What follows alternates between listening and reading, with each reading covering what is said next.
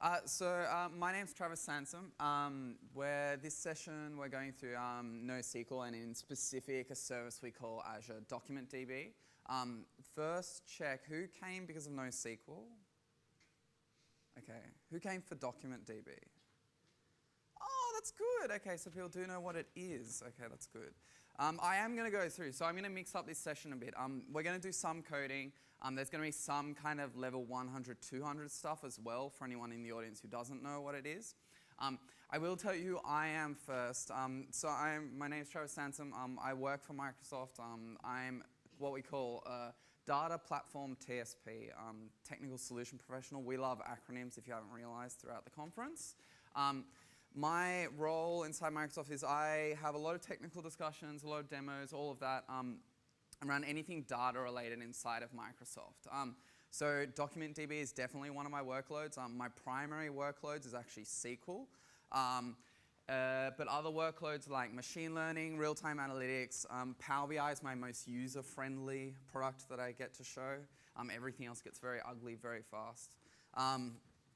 And yeah, so that's me. If you want to know, I've been with Microsoft for about a year and a half, so I'm actually in their graduate program at the moment. I went to UNSW in New South Wales if you want to know more, but that's irrelevant. So DocumentDB, the way we usually start a DocumentDB presentation is talking about how we develop apps nowadays. And you guys would probably all be across this. But when we talk about developing apps nowadays with DocumentDB, we talk about the fact that this term we call polyglot persistence. We're not really saying that NoSQL by no means is a replacement for SQL. It's not a replacement for SQL. It's about them coexisting inside an application. We will say that, so your apps today, so unpredictable rapid growth and consumption, that's where we're seeing DocumentDB used a lot. Things like I didn't change it on the slide, but that's meant to say instant response times. So very fast instant response times. DocumentDB, like other NoSQL, is built with JSON first, which means you don't have to have that intermediate layer of doing the data conversion to the business object. And developed iteratively. So the fundamental underpinning of NoSQL is the fact that we can flexibly change these models over time, and you'll see that inside the presentation. An overview of what DocumentDB is. So DocumentDB, it's a PaaS-based service, so a platform as a service. That means that you can instantly spin it up. You don't have to worry about any of the infrastructure in terms of scaling out. We handle all of that for you. Other nice things as well, so it was designed for the cloud. It's actually one of the more interesting projects. So the team who built the project, they wanted to build it, but they didn't get enough funding to actually do it for on-premise first. So they made it for the cloud first, and that's why you don't see an on-prem solution for DocumentDB today. It was truly designed to be a cloud-first service, and it does underpin a lot of the apps actually inside of Microsoft. Another one. So like I said before, so rich query and transaction over JSON data. So you've got pretty much, I'm not going to say full SQL support, but you've got familiar, so you've got a lot of the SQL footprint. I know a couple of months ago they added order by, and everyone was really, really happy, including me. You've got the ability to do JavaScript stored procedures as well, JavaScript stored procedures and triggers as well, so you can put them into your NoSQL environment as well, which is pretty powerful. Fast, predictable performance, like you would expect. Tunable consistency, we're going to go through that a bit. So with DocumentDB, you've got the choice of what you want to make your consistency. So I'll often talk about if you're making a recommendation system, then some of the time for recommendations, if a user gets a recommendation that's a bit old, it's probably not going to matter most of the time, depending on how often you're doing your recommendations. That's one, so you may fine-tune your consistency there. Elastic scale, rapid development. So yeah, enterprise grade, like always. It's fully REST as well, so all the endpoints are REST endpoints. There are SDKs though, and I'm going to show you them. As to where it's being used, I didn't want to put up a this is where the customer's using it. So there's some cool places where it is being used. So those are from Twitter. Those are two recent ones. So there's apparently, I haven't played it yet, but apparently there's a game that they made for The Walking Dead, which is a TV series, called No Man's Land, and DocumentDB does actually underpin that as a service. Also, you'll see there as well another game which we're showing a lot at the moment. Forgotten how much it did on opening weekend, but Halo 5 underpinning that is DocumentDB in terms of the user profiles and all of that. You can kind of picture with both these games. No Man's Land is a top game on iOS, so lots and lots of user, lots of frequent transactions. Halo 5, equally the same. The other interesting ones are actually, there are some services inside of Azure that you'll look at and you kind of think, they look interesting, but the thing is, so with DocumentDB, it is actually one of the services that underpins a lot of the other services. So there's this service and there's another service called Azure Batch, if you ever hear about it. Azure Batch is used by a lot of other services and sitting inside Azure. DocumentDB is the same. So it's used by the MSN group. Most infamous example was the food and recipes app, which unfortunately we're getting rid of, but it was built with DocumentDB. A better example though is if you are using OneNote today, you are probably using DocumentDB behind the scenes because OneNote is built on DocumentDB. So that's a big service for us. The other one is, if you've seen with machine learning, we have a nice gallery where you have templated experiments and all of that. That's built on DocumentDB as well. So true and through, Microsoft is using this service ourselves, and it is tried and tested. Cool. So that's going to end the demo content, the slide content for now. We're going to swap across to my local machine. And figure that out. Oh, how good is that? The fade. Cool. So we're going to go through a bit of a demo. I'm going to show you the portal. I'm going to show you how to put some data into there. I'm going to show you how to interact with it. I thought one of the awesome things, though, when I went to it, DocumentDB is about the only service where I've seen this. So if you want to schedule a one-on-one with the engineering team from the public, you can do that today with DocumentDB. I would challenge to, which I haven't seen any other product team do that, so do go and try that if you want. They would love to speak to you. If we go to the dashboard, so this is my dashboard. This is the one thing to point out with DocumentDB, all the management is done from the new portal, not the old portal. So you'll notice we have two portals. We have one which looks like manage.windowsazure.com, and then we have the portal.azure.com. Use the portal.azure.com for managing DocumentDB. When you go new on the left-hand side, it'll pop out. It's under data and storage. Oh, sorry. Yeah, no, that's fine. Good pick up. Is that fine? Is that better? Keep going? Oh, keep going. Okay. That better? That better? Okay, cool. Okay, so I went new data and storage and then into there. It's down here, Azure DocumentDB. The nice thing I like to point out for DocumentDB that if you choose location, it is in Australia East and the Southeast data centers. So it is here locally for you to use. I've already got one created, of course. So if you saw, they put this fancy pinning stuff on the left-hand side recently. This is my DocumentDB account. Now, when you go into the account, you can see a couple of things. So you see the total requests, the average requests. What you'll see down here is the events that have hit it, and also the databases that you have there. So inside a DocumentDB account, you can have multiple databases. Inside each one of these databases, there's a bit of a schema. So inside a database, you have two things. You have your database down to your collections. Inside a database, you'd have multiple collections. A common misnomer is that people think of them as tables. They're not tables. They're not in, don't try and map it to SQL. So they're not tables. You can't cross-query them today. So that I should say there is a feedback suggestion center as well. So if that's something you want, throw it up there and they will either do it or prioritize it. So that's that. What we will do, so I'm going to show you how you move data into DocumentDB. There are a couple of ways. The DocumentDB team have been really good and they've made this data importer and it's called the DocumentDB data migration tool. In terms of source, you'll see here that it supports a lot of different sources. So if you're using any other NoSQL frameworks at the moment, so most prevalent in industry at the moment is MongoDB. You can use them. Also, if you want to do something, if you want to pull data from SQL, which I'll show you in a minute, you can do that as well. So if I go here to JSON files, I'll go add files. I'll add this one. I'll say next.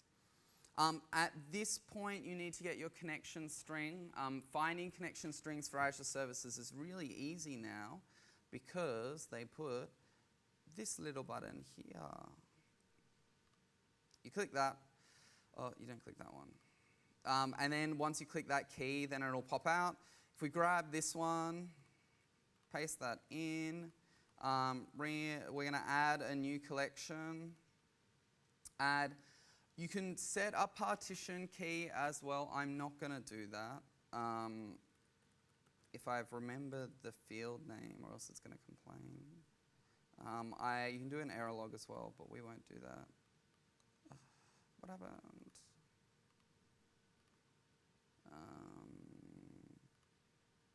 Targeting. Oh, okay.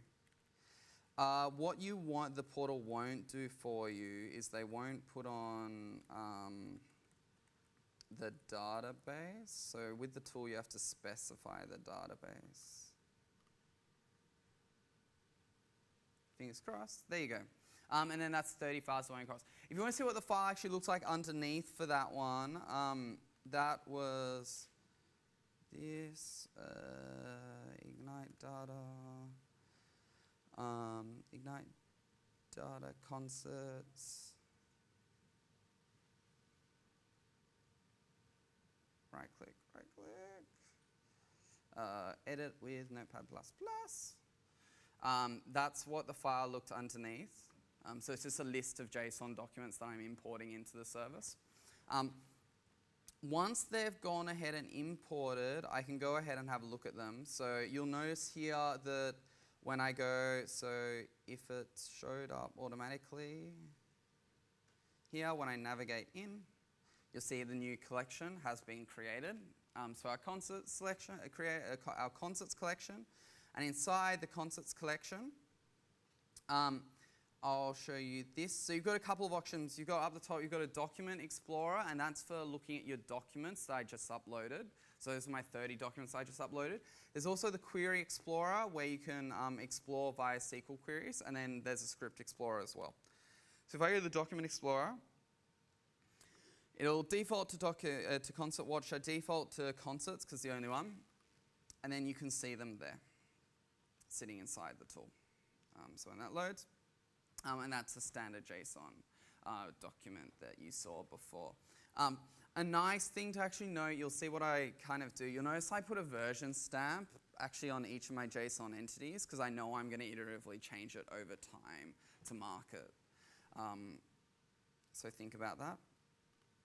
That's one way to do it. So that's if you're lifting from JSON files, which I should point out with SQL 2016, you are getting JSON support, so you could do it that way. The other way, though, is going from SQL. So I'll show you going from SQL. So if I change this one to SQL, I put in my connection string. So I'll point to localhost. I go initial catalog equals for docdb. Then I'll go colon, and I go user ID equals SA test, I think it was, and then a password that no one's going to remember, right? Because it's ultra secretive. And then I'll just go select from, I don't remember what it's called. could be venue listing.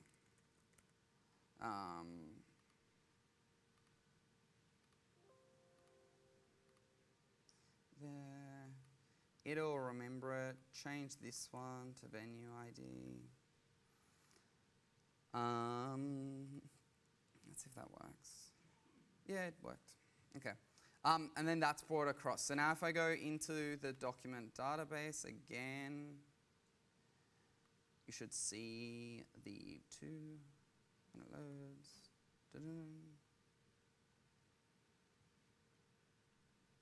Oh, or not. Try again.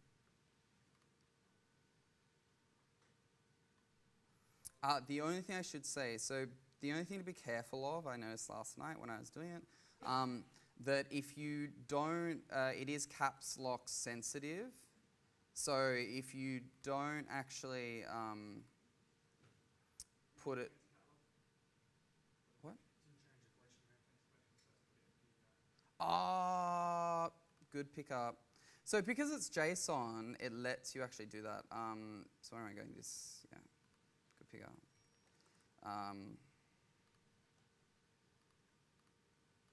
Thank you, magical people from the audience. And then that should show afterwards. Hey, there we go. And then that's come through across there. What you will notice as well now, so because I did that, if I go into the Document Explorer, just so you guys know, Document Explorer.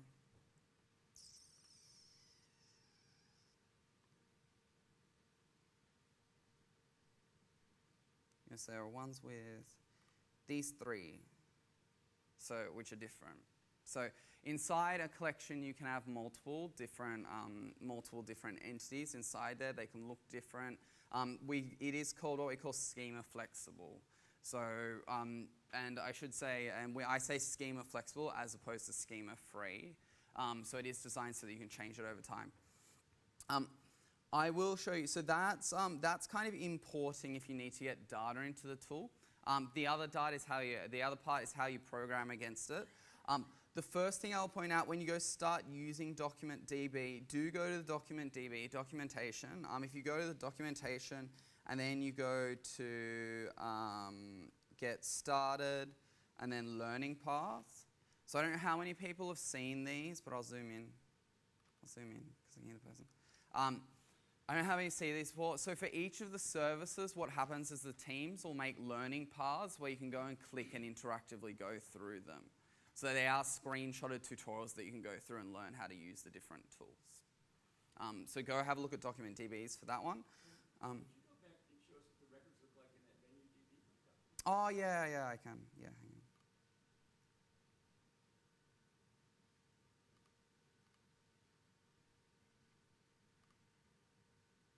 There you go.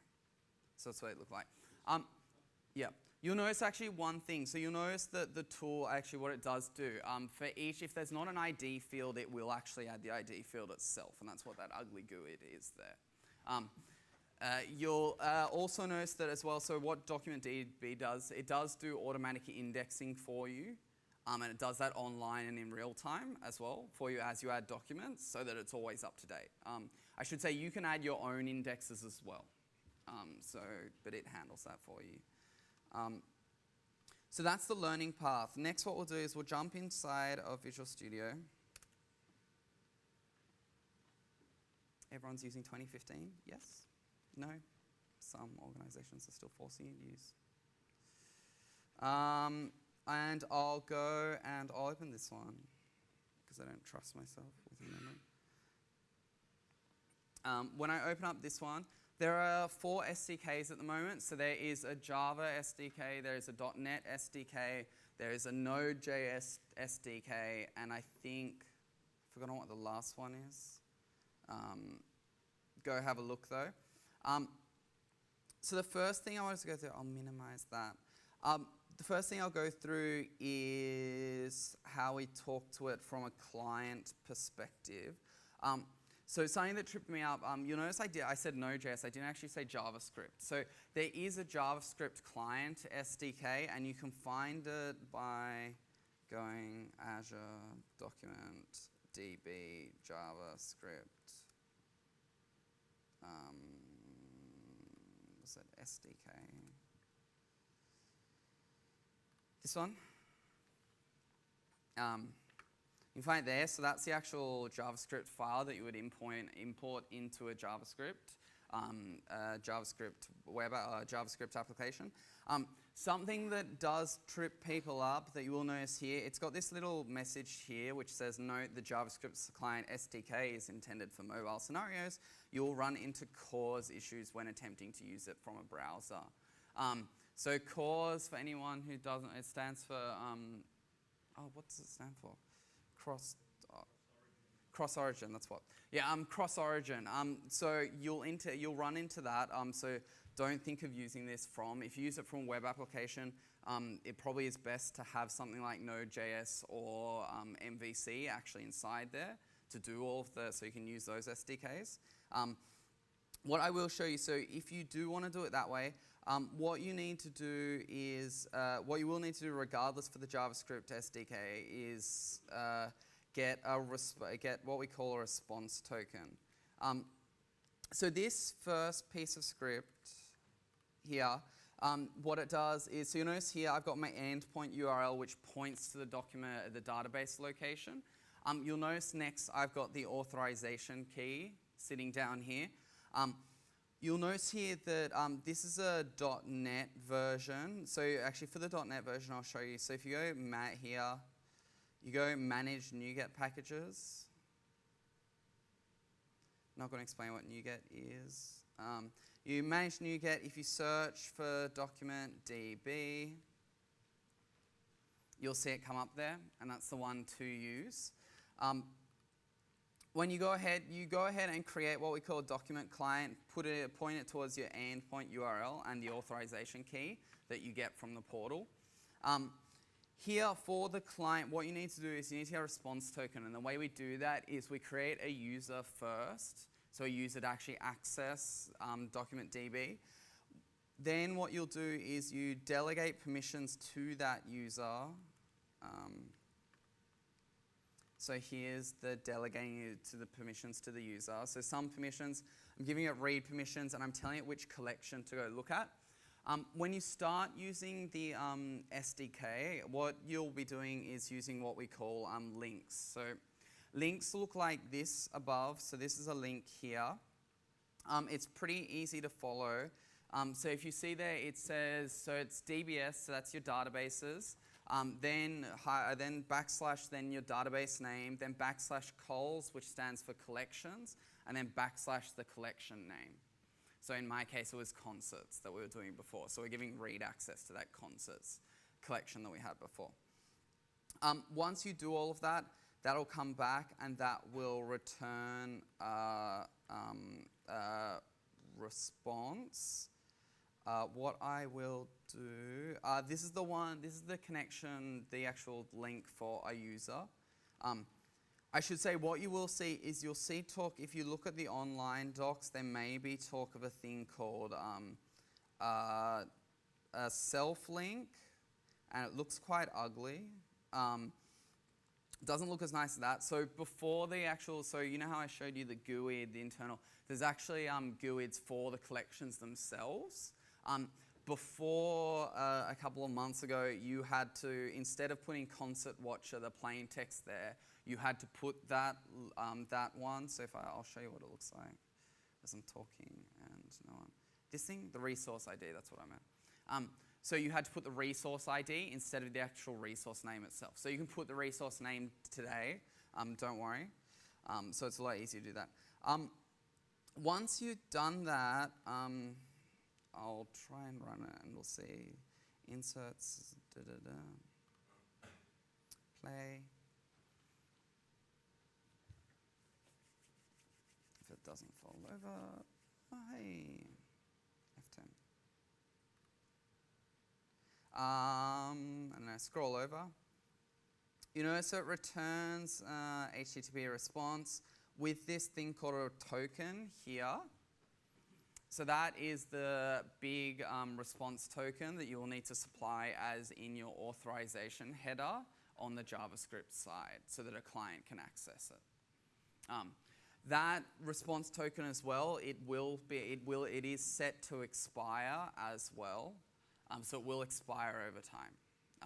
And that's just to know that on the JavaScript side, you will need that for accessing it. For Node.js and all of them, you don't. What you can actually do with Node.js and .NET is you can use your authorization and your the endpoint URL. The reason, if you want to know why they did that, is because they don't want you putting the authorization key and the endpoint URL into client-sided JavaScript, because that's a bit of a security exploit. Once you've done that, you've got that permission back, and you can go ahead and use that.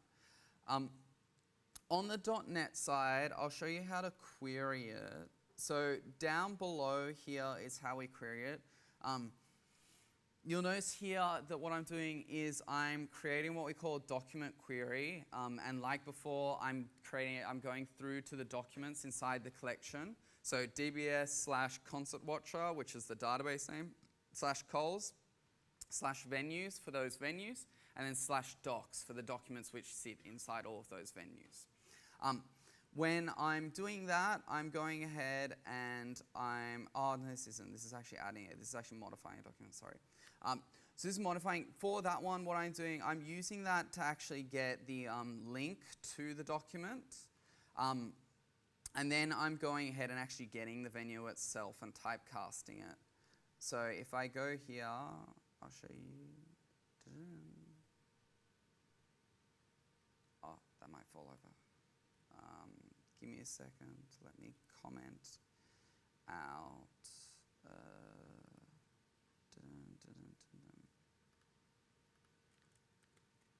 Control KC. Play. There we go.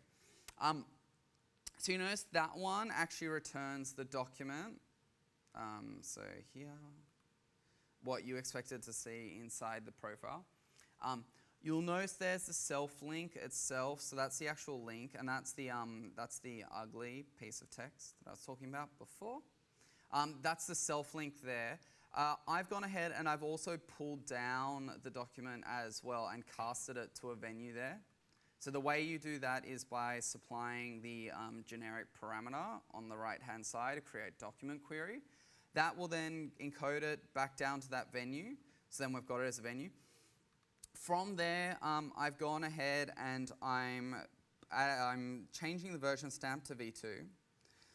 But you'll also notice I'm adding this location field to it. And the location field says that it's a point, and its coordinates, it's longitude and latitude 100, 100, which is wrong, but for all purposes, that's what it is. What I'm doing there is I'm adding a location to the venue. So where this is leading into, if we go this, go there, that should be replaced now. If I swap across to the portal, and I'll go to Concert Watcher. No, I won't. I'll go to Document. Don't know how many times. You can see the requests is going up. I'll wait. The other kind of nuance as well is wait for it to load, because I noticed it then switches. We edited that one, and you can see it there now. So that's how you replace and edit documents inside DocumentDB. I should say, so there's the portal itself. There's also another one called DocumentDB Studio. Go have a look for it, that you can use for manually uploading documents as well. And that's a client application, very similar to the migration tool. Once that's added, you can then use it. I'll show you so that was that. For writing a query, it's, from memory, it's create document collection query. No, it's not. I will show you in the browser how to write queries.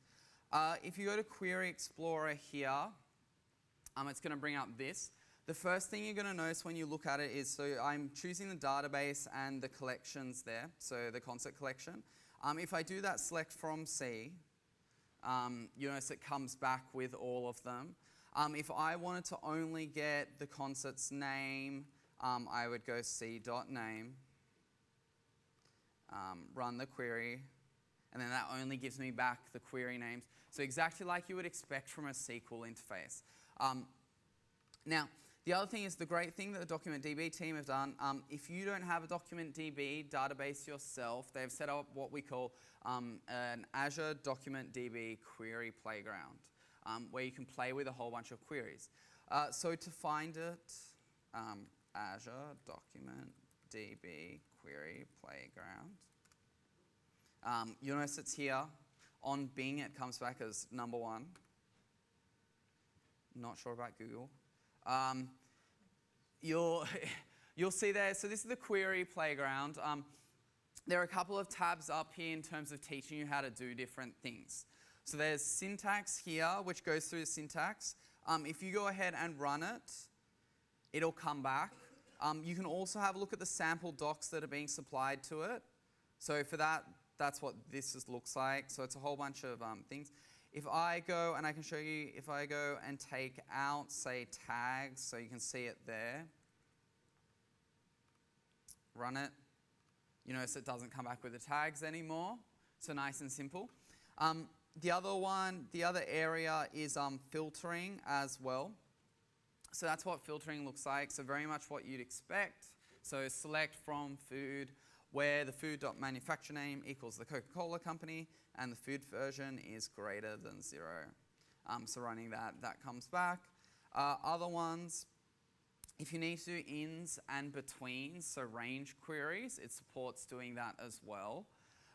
So if I run that one, that comes back. You see the sample docs here for it. The last one is the order by syntax as well.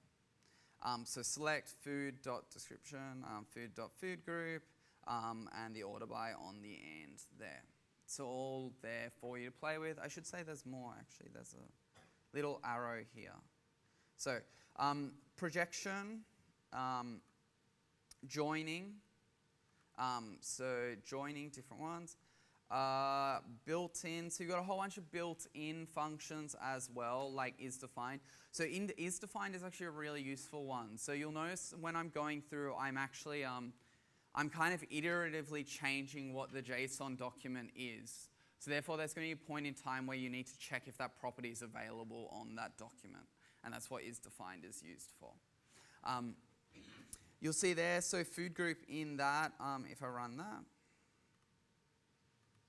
run, took a bit longer, but it comes back. UDFs as well, so you can write your own user-defined functions. You can write stored procs as well. I don't have a demo for stored procs. Come find me later. I'll be at the data den if you want to find me to ask. That's all of them. What's new though is actually were geospatial capabilities inside of DocumentDB. So I got really excited when I saw this one. So DocumentDB does actually now support doing geospatial queries, and you'll notice that's why I attached a point to the venue data set. It looks like that. So you notice here what they're doing is they're trying to find all the volcanoes which had the last known eruption between 1800 and 1899 within that radius that you see there. So you see that distance. If I run that, then it finds it. So you can bring geospatial capabilities to your DocumentDB environments now. And then that's the query playground. So I'd advise if you want to start playing around with it and going through all the queries, go to the playground and start playing with it there. What you'll learn very fast is that it is very similar to SQL. So if you come from a background where you know how to write SQL, you will know how to query DocumentDB. The only part is you do need to know the development side to do the other part. So that's all of that. I think that was all for the demo portion. I'm going to swap across to slides and back now. We're going to go through the different areas. If that works, cool. Okay. So that was all. That was a bit of a demo of DocumentDB. I wanted to do an HTML5 app with you, but I didn't get a chance to code it before this. The first thing that we'll talk about, so when you're theming out DocumentDB, I referred to it earlier, consistency levels. So when you're querying, you have the choice of setting your different consistency levels. So this is kind of interesting because if you think about NoSQL, the thing with it is that unlike SQL, you don't have a guaranteed promise. It's not like you have a commit and a fallback or a rollback. You don't have that with a NoSQL solution. I should say with DocumentDB, you do have commit and rollback inside the stored procedures, so you can use all of them. The other nice is you can toggle this kind of consistency level. So although you're not given that guarantee in most circumstances, you can toggle the consistency level. So you've got a choice between for strong, session, bounded, and eventual. The key thing to note is that the choice of your consistency level is going to heavily impact what the performance of your application is. And do take that into account. Yes. I'll go to the next. So for consistency levels, so strong, session, bounded state, staleness, and eventual. So going from the top, so the strong is that it's been committed to the majority of the quorum of replicas. So inside DocumentDB, we do have several. The way the service works, to give you the scalability and performance, you are guaranteed that we do replication across several nodes. The nice thing is, well, actually, I should say, with Document, whilst it's on top of my head, DocumentDB is priced a bit differently to other services. So if you're looking at DocumentDB in terms of pricing, do take a look at it. The way you are charged is based on guaranteed throughput. So by subscribing to an S2 instance, you're guaranteed a certain level of throughput performance for the service. So key thing that you'll notice there, I'm not saying that you're paying for storage, because you're not paying for storage. You're actually paying just for the performance. And then there's a cap on storage levels, which are on there. Going through all of them, so those are the different 4 levels. Eventual is the weakest form. That'll give you the highest level of performance. But the thing is, do note that older ones could be returned. So in some circumstances, that is okay. When I did point out all of those ones before, I tell you, so Halo 5, they use it for the context of different users and their profiles and all of that. So it's not the mission critical bills and payments and all of that. That does need to come back, certain instantaneous. But there, I'm trying to think, not in their one. But I do know the recommendation game is one where you could have it late. The next area is indexing. Yeah. Oh, that's down at the document level. So that's down all the way at the document level. And that's a good point. Yep. So it's all the way down at the document level. The next area is indexing. So by default, DocumentDB does automatic indexing across the schema that you upload. They do let you write your own indexes as well. The nice thing to note, so they're highly concurrent. The service has been designed so that it is truly parallel. You can chuck as many queries at you as you want at it. It's designed for what we say big data solutions. Optimized for SSD, lock-free, so there are no locks inside DocumentDB. It's not like SQL. And it was developed with Microsoft Research. For indexing, 2 things you want to think about. So you have 2 modes. And then you have policies which you can set. So, and there's code snippets on the right. So for indexing modes, you've got 2 modes for consistency. You've got the default mode, and then you've got the index updated synchronously on write. So every time you do a write, synchronously update the index. The other option is for the default mode, that's the automatic indexing mode. Indexing policies, you got automatic, and then manual, you can choose to index certain documents versus not other ones as well. So you do have that granular level of ability. The next one for indexes is so range support. So it's supported for numbers today. I'll double check that. Optimized for comparison queries.